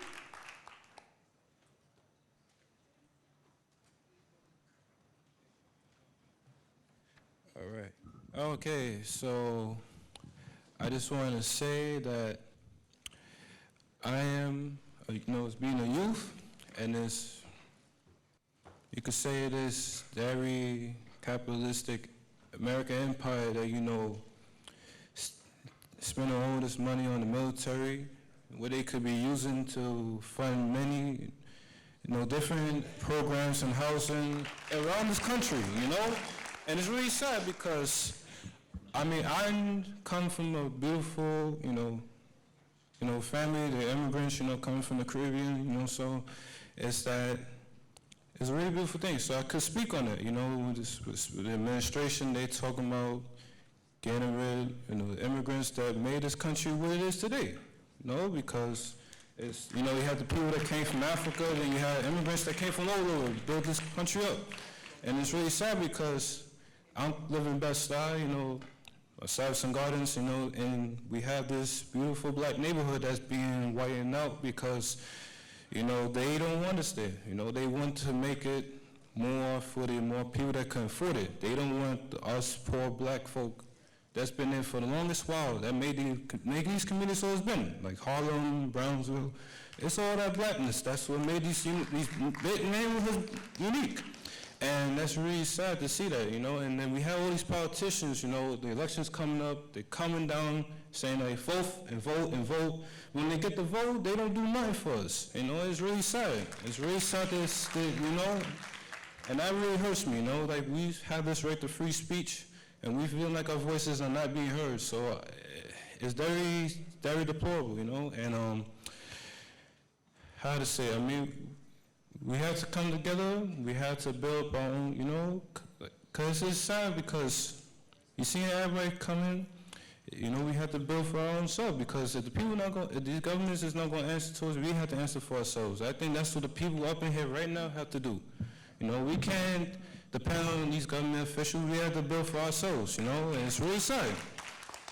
All this is a hidden agenda, all these governments don't know what's going on. They have it planned out. It's all behind the scenes, they pull a whole charade. That whole fake news they got going on, this is all fake, man. They don't care. They put on a whole big charade with the whole politician. They fighting back and forth like, oh, the district attorney. They already know who's going to win. That's just for our brainwash, for our entertainment. They think we're stupid. We're not stupid. We're very intelligent people. And I'm tired of it. I'm really tired of it. All these fake news out here, man, it's really sad. And they come in and change up everything, to make us like, oh, yes, we're going against the other. And then they're all controlled by puppets. They're the puppets, and the puppet master control all of them. And it's to fool us to give that illusion. But we have no... Thank you, Mr. Etienne. All right. Robert, thank you. Having a good night. Thank you. Robert Swan, followed by Carrie Seeley.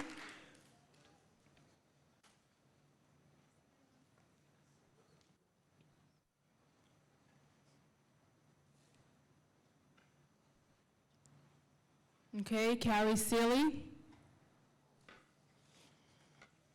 Hi, good evening, everyone. I just want to applaud all the speakers who went before me. I am a new resident of NYCHA, in Castle Hill, so I'm still learning all of the policies and how things are working. I'm coming today to speak about the smoke-free housing, policy. I'm a community health worker, and I work with residents in East and Central Harlem. So I know the effects of smoking and how smoking can come into your apartment. I smell it myself. But I also know that it's hard to stop. I'm not a smoker, but I have family members who smoke. So I just want to know I'm on also the board, as my colleague had talked about earlier, for the NYCHA Smoking-Free Housing Board. What is NYCHA going to do to help residents to stop smoking? It's easy to make these policies, but what's going to happen to help people to do this? You know, there's a lot of people who've been smoking for years and years and years, and it's not just easy to just stop like that. What kind of things are going to happen? What things are going to be in place? Because we can't say that you want to be evicted because you're not following this policy. What things are going to be in place to help people to make this happen? That's it. Good night. Thank you, Ms. Sealy. Dr. Jesse Fields, and then Maria Forbes.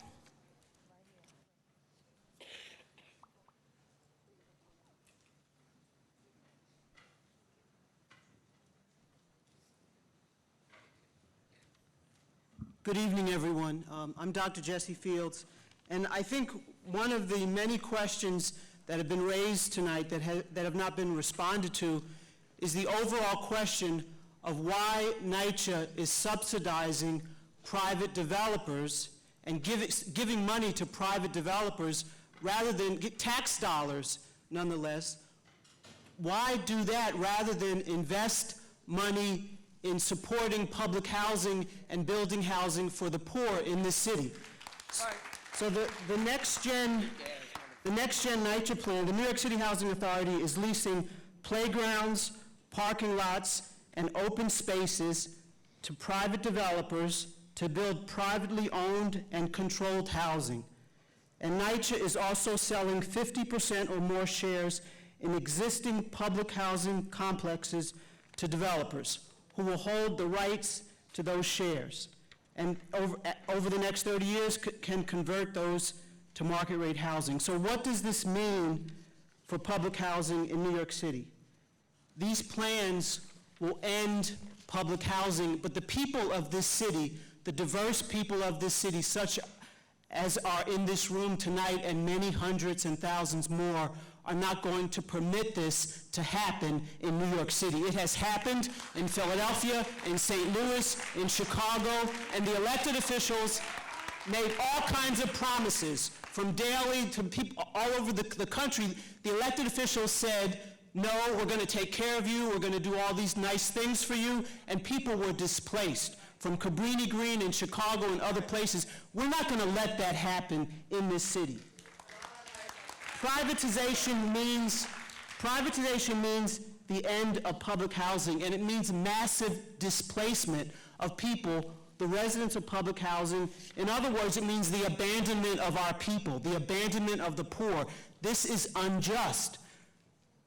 I follow, as many do, the teachings and leadership of Dr. Lenore Fulani and Dr. Martin Luther King Jr. And I'm here to say the poor people, diverse people, middle class, wealthy, people of all colors, people of goodwill are going to stand up against this. This is not, we're not going to go down without a fight. We are going to stand up. We're going to come together and stand up under the leadership of people like Dr. Fulani and tenant association presidents who are brave enough to stand up under threat of eviction. People are being evicted and they are scared, but they're going to fight. We know how to fight. We know how to make changes in this country, and we're going to fight and stand up. We're going to come together and speak truth to power. I'm sorry. Maria Forbes, followed by Lourdes Camacho.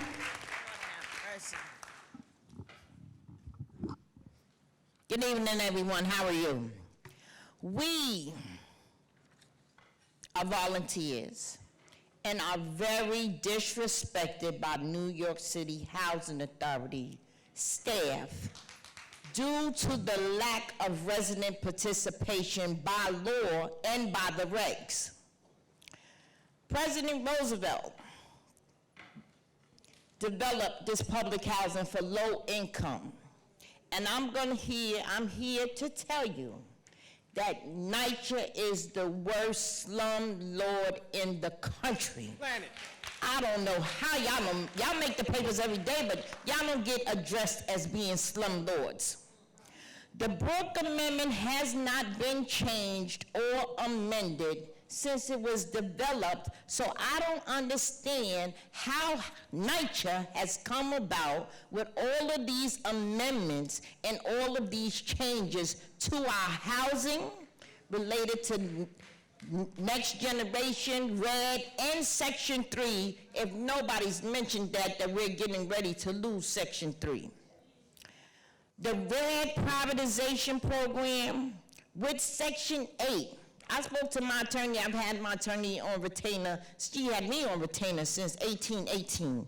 And she told me nobody wants Section 8. So when you say that private management is going to take over this RED situation and we're going to become Section 8, nobody don't want Section 8. I'm scared of the RED right now, but I need my apartment fixed.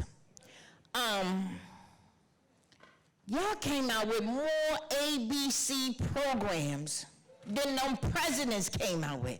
I don't know what the RED, to the next, to the MAP, to the other program and the other program, because y'all got so many letters on this program. And that's due to the lack of resident participation by law and by the regs, that y'all don't sit down and discuss nothing with us. There is no freeze on management, however, we have no caretakers. I don't know how the hell that's going on. Cops should be dismantled to be reorganized. That's what needs to happen with the CCOP. It just need to be dismantled, because when that lady went to jail back in 1990, y'all y'all dismantled it. You didn't tell us nothing about no bylaws, no nothing. They dismantled it because that lady was misappropriating the funding for NYCHA or for the residents. 25 residents should turn out NYCHA's executive board meetings every month to stop the agenda until they address our concerns. Because if you get there at 9:30, you can speak. And I'm telling you, if 25 of us came there every month and stood on the line, they don't have no time, because let me tell you something, the meeting is only held for 2 hours, and sometimes they have 25 items on the agenda. And if we keep talking about our peers and our concerns, we will get something addressed. Lourdes Camacho, followed by Tyrone Ball. Yes, hi, my name is Lourdes Camacho. I'm a resident of Amsterdam Houses, and I have a little FYI for all of us here in case you don't know. Donald Trump just assigned a lady by the name of Lynn Patton as the head of the HUD. Well, let me tell you a little story about Lynn Patton. She was President Trump's wedding planner. Now, I don't know about y'all, but a wedding planner has nothing to do with public housing. What I suggest you all do, what you're doing now, is get together, mobilize with whoever you need to mobilize with, and get the job done. Go to Washington and let them know we don't want no wedding planner taking care of our money, because that's it. Enough is enough. Tyrone Ball, and then Narad Hussein.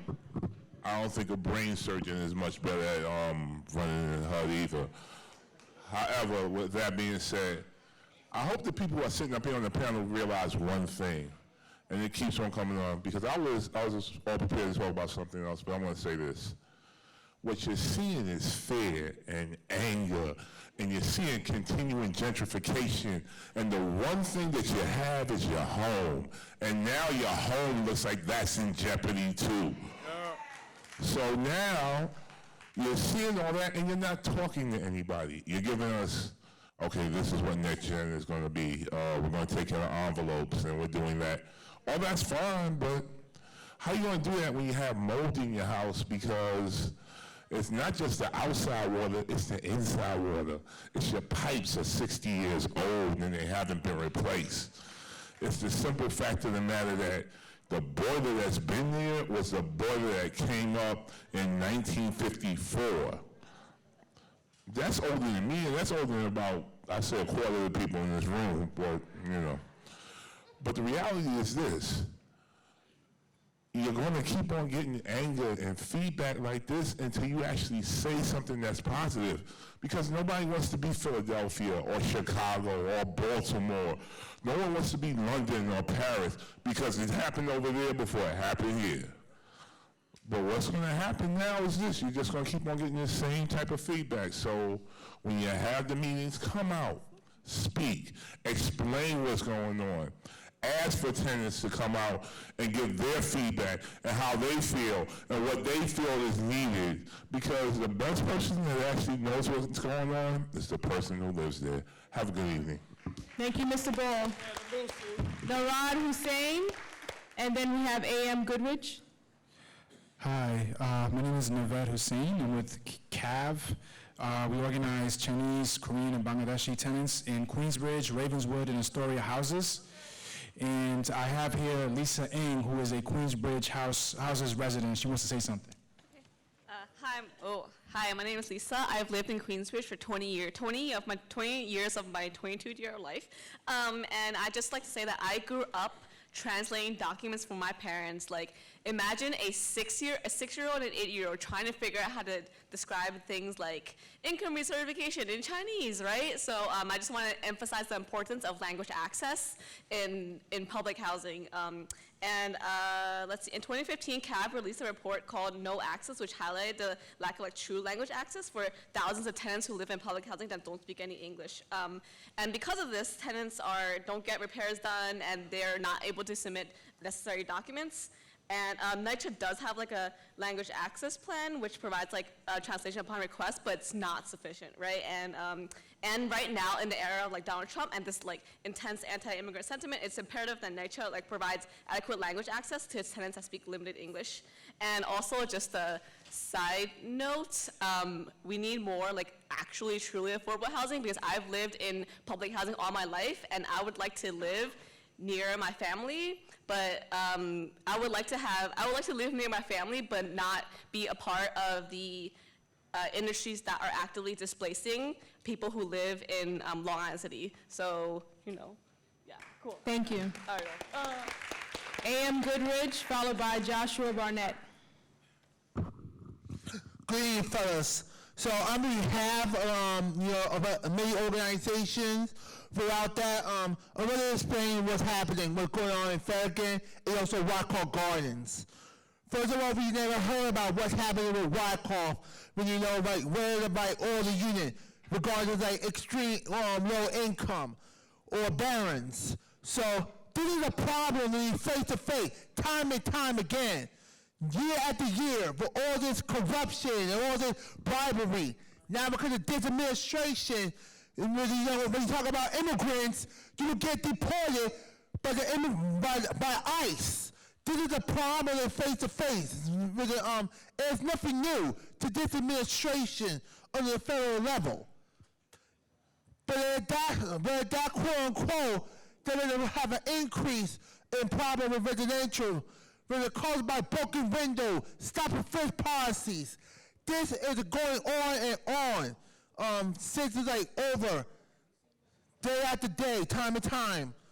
When it comes to that, when it comes to local hiring, there are a lot of poor people waiting for jobs, an opportunity. Look at what happened in 77. Oh, you don't give jobs to the poor people, this and that. This is 2017 right now. All the solutions act to have jobs with local hiring with the people who live in NYCHA property. And what are they waiting for? They'll get nothing. Nothing at all. This is a total disgrace. Disgrace means all because of a lack of resources, lack of higher education opportunity to prevent all these students who live in public housing from dropping out of high school and into college, so there'll be a path to citizenship. What about middle America? Because we work hard, we play hard, and we work our butts off, and we have to join middle America to make sure we receive. And what do we get? We have nothing. Nothing at all. All because we stuck here, thanks to all the gentrification, all the massive corruption, and all this corporate real estate, try to play some games. We had enough of that. Now it's time that we can shut Wimby down and we will, and we will take everything we have. This is called the people control our system. When we come to the place, we listen. We have to speak. So when we speak on our community, what the issue are, we have to listen. So and if we don't get what we done, we will shut it down. Plain and simple. Joshua Barnett, and then Melanie Asiello. Good evening. My name is Josh Barnett. I'm a NYCHA employee. For the last 18 years, I've worked in the design department in the capital projects division. I'm also a very union proud member, Local 375, DC 37.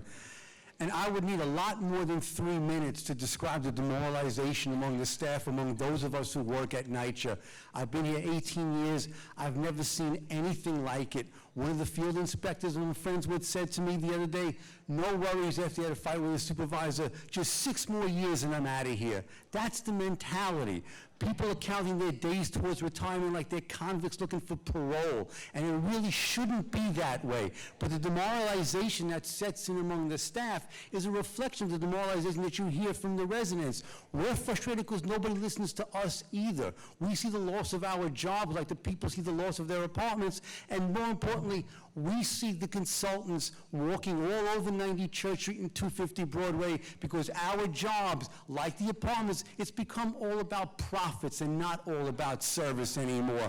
When I started at the Housing Authority, there were about 16,000 employees. We're down to under 12,000 now. But when I look at the plan, whatever it says, it's also look at what doesn't it say? It doesn't say we need more staff. If anything, it calls for cutting more staff. Where we have a skeleton staff as it is, and it's not just a union issue. We're those slides that were up there, we're the ones who do that work. When we're cut, everybody bleeds. We need more people, need to hire more NYCHA residents. Let's remember, almost a quarter of the staff are NYCHA residents.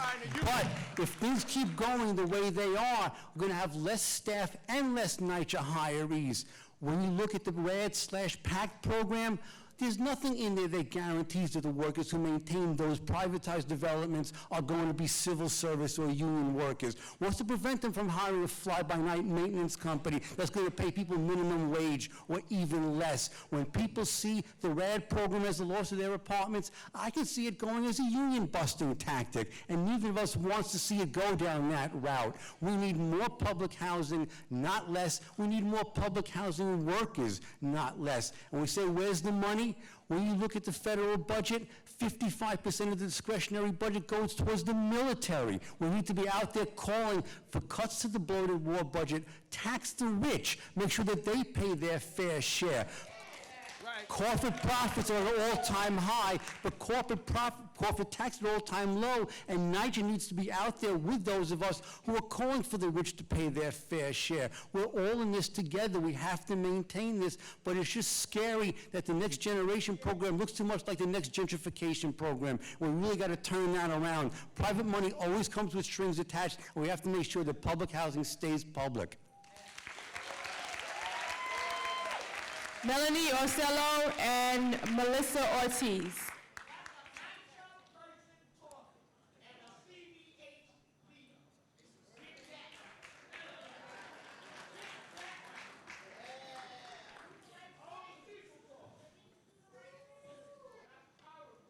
Good You may evening. begin.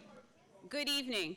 My name is Melanie Ocello, and I am currently Vice President of our Resident Board at 344 East 28th Street in Manhattan, which is also scheduled to transition to Section 8. That's another meeting.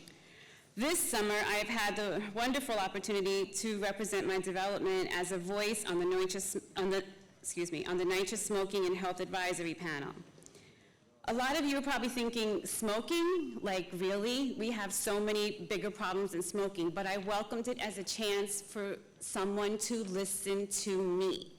I've been vice president for about 4 years, off and on. I see Leroy, Yuka, Mauricio, Mr. Cabell, Carlina. I see all these familiar faces. I resigned because community operations didn't work with me. Now we have wonderful resident engagement, and I'm hoping they don't get cut and done away with because they're working with us.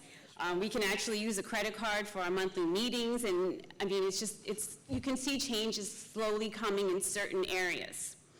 However, I'm hopeful that our efforts to create a smoke-free resident building will come to fruition. I just feel that it's a little bit embarrassing to have these monthly meetings as a board vice president and disappoint the residents that have come to me with their issues, and I cannot help them. Sometimes as vice president, I cannot help myself. I currently have a neighbor that abandoned her apartment. I've made a few phone calls to find out what to do because I think it's becoming a stash house for drugs. Nobody cares. I'm waiting to see how I can handle that. There's a resident that's been in our building for over 40 years. Her partner is deceased. She's a beautiful, wonderful woman who's worked her whole life, and she's going to get evicted. Can we do an amnesty program for people that are hiding and living in shame in NYCHA to possibly help these people stay in NYCHA? I believe there was an amnesty program some time ago, but I don't know. We have a winding road ahead of us, but we must not continue the systemic approach of threatening residents with eviction for situations that could be easily remedied with proper communication. Please work with the resident board and support us. We're in the trenches, so to speak, and we're unpaid volunteers. I'm on call 24 hours a day. People know they can come to me, and I try my best to help them. And I know that you sitting up there, you could be sitting here with the difference of one paycheck. Maybe you've been here before, and now you're good, so you don't really care about us.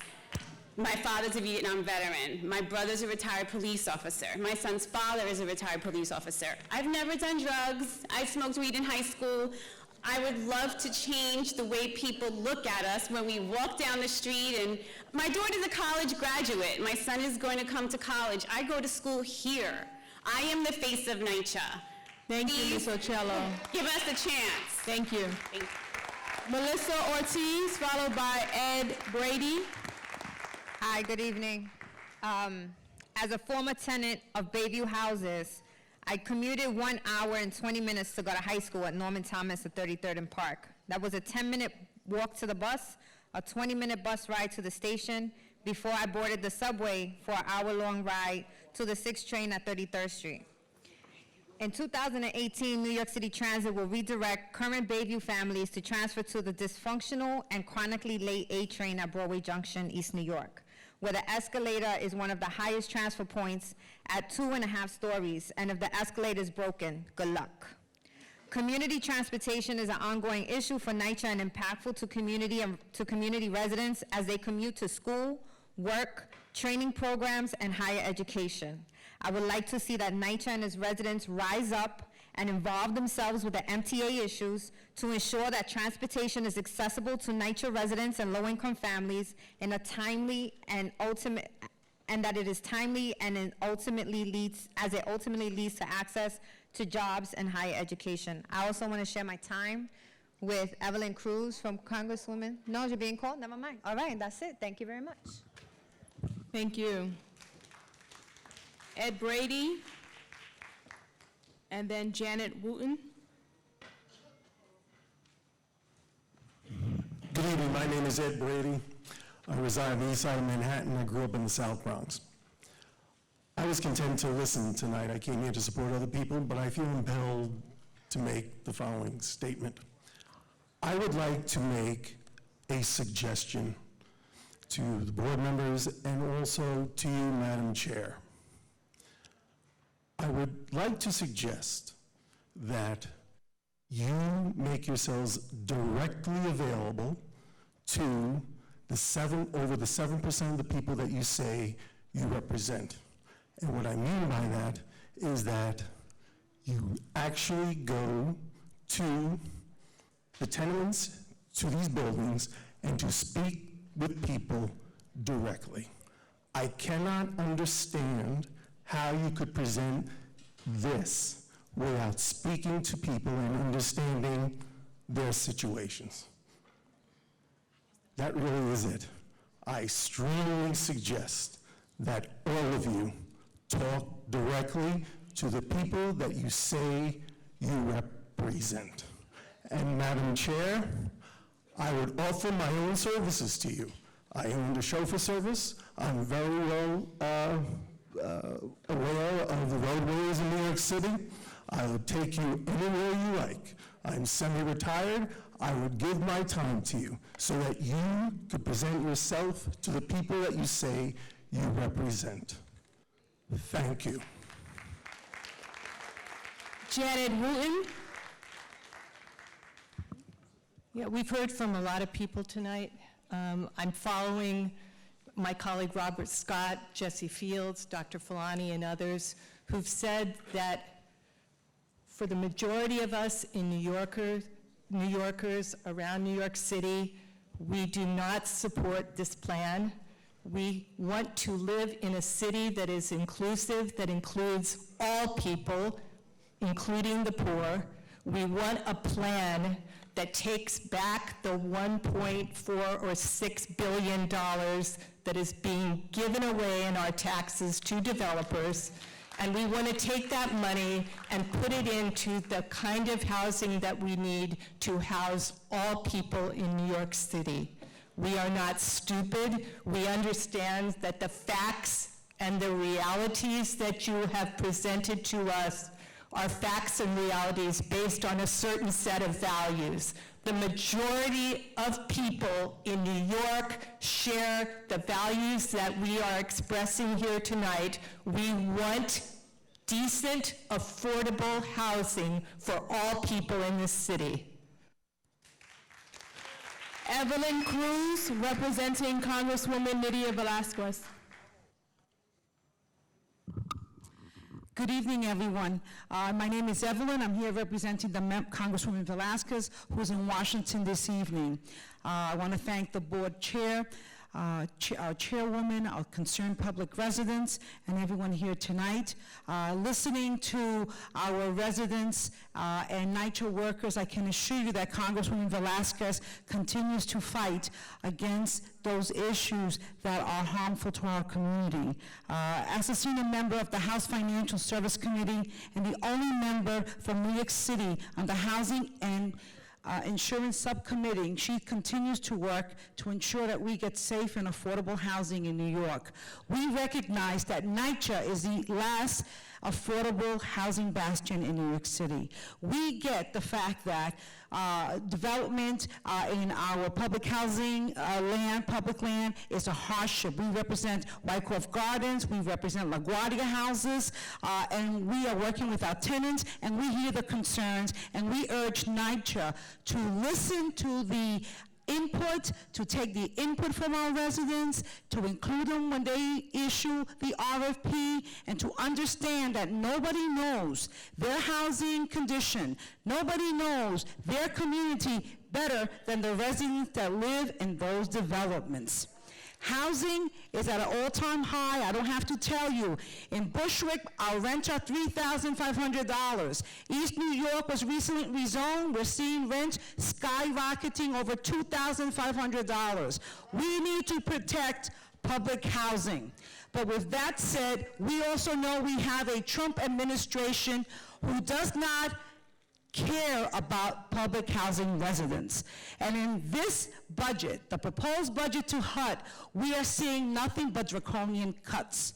And I want to make it clear that as much as Congresswoman Velázquez and other members of the New York City delegation are fighting, and as many times as chairwoman has attended meetings and conferences in Washington, D.C., we need to step up and send Trump administration a message. The cuts for the capital subsidies will be 2/3, resulting in over $210 million in loss. This is a loss that's going to impact future repairs and improvement to public housing. The authority's operating subsidies will be cut by 11% in this budget. Fewer staffers. I heard someone say they were a worker. We need more workers in NYCHA developments. The proposed budget is going to cut it by 11%. This is not acceptable to the member. It should not be acceptable to residents here, and we need to continue to fight together to get a message out to this administration that this budget is not acceptable. They're also going to be cutting about 13,000 Section 8 housing vouchers. Where are our Section 8 voucher holders going to relocate to? This is a concern to the Congresswoman. We need to work together, and the Congresswoman will continue to work with the New York City delegation to find ways to stop this heartless and destructive proposed budget by the administration. But on the other side, I'm sorry, give me a second. On the other hand, we are also concerned with the Next Gen plan for our developments. So we know that the Next Gen, the 50-50 program, is a complicated process. It's very technical, but the Congresswoman urges NYCHA to do its very best. Its very best to ensure that every tenant of LaGuardia houses, of Wyckoff Gardens, and future developments under the RAP program are engaged and that their concerns are taken into consideration. We are continuing to monitor this process. Will it work? We don't know. It hasn't been really tested. So we're just here to say we will continue to fight for funding for New York City. We want our tenants to stand up. This room, we need to fill these rooms when we have these hearings. And that is all I have to say. Thank you, Ms. Cruz. We'll take your comments. Our final speaker for the evening is Roxanne Reed.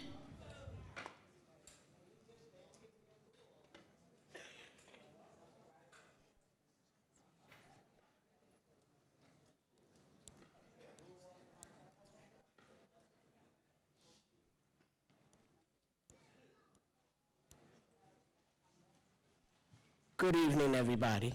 The best is for last. My name is Roxanne Reed. I'm from Castle Hill Houses in the Bronx. I am a community activist. I'm a Community Voices Heard member. I'm a leader. And I'm a leader in my community. I said, it's so sad to walk through my community and see how people's living with fly swappers on the floor by their apartment where they got roaches stuck to the fly swatters, got flies. It's very sad, you know. It's so sad that we don't have elevators running properly. The other day, I had to get one of my neighbors out the elevator. As soon as they stepped in, the inside door closed and the outside stayed open. And the baby started screaming, a little girl. So I went over to them and I pushed the door. I pulled the outside door, and I pulled it and it connected together and slammed where the inside door opened a little bit, and then it had to bounce again where the elevator had to go up, and you could hear the little girl crying. This is sad what's happening with these cuts. Y'all say the next generation? I'm working on the next generation to better my community. And that's what I would like to see, a better community, okay? It's sad for us to be living in apartments with mold and mildew. As I go through people's apartments and look at the mold in their house, people having leaks in their house. Their apartments are falling in from the inside. It's nice that they're putting the canvas up there. It's beautiful. I'm pleased that the canvas is being put up in Castle Hill. But you got to take care of the inside, and y'all need to do that, okay? Y'all say the money. Where's the money? Y'all know what to do about the money? Start getting them to take care of these people who store stuff out the window and start giving them fines, okay? Because this is ridiculous, how they sit there and throw Pampers, throw different things. You got to look on your air conditioner and find something laying up there. All right, that ain't right. Come on. You know, it's real sad what NYCHA is going down. And as I go through each building, how the hallways is dirty. We don't have no workers. You understand? We need more workers. Let's get some volunteers, some of our people in our neighborhood. Give them some paint. Let them paint the hallways. Let them get to start to clean up our buildings, clean up our own community. Let's get it together, all right? I want to thank y'all very much, and let's get it together, all right? Stand up and fight. Let's fight together. Good night. Good night. Thank you all for your participation, and this concludes the amendment public hearing. Miss, excuse me. Hi. Good evening. My name is Cavion Savio. I'm sorry, I don't have a speaker for you. Of course you do not, but because there was a gentleman who did not go up, I think there's a spare 3 minutes. Again, my name is Cavion Savio. Good evening. I'm a member of NYCHA Housing, and I want everyone to raise their hand to these questions. Who knows who Michael Jackson is? Raise your hand. Panel also, if you know who Michael Jackson is, raise your hand. Then clearly you don't know anything about music.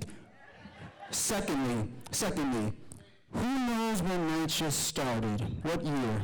Raise your hand if you know.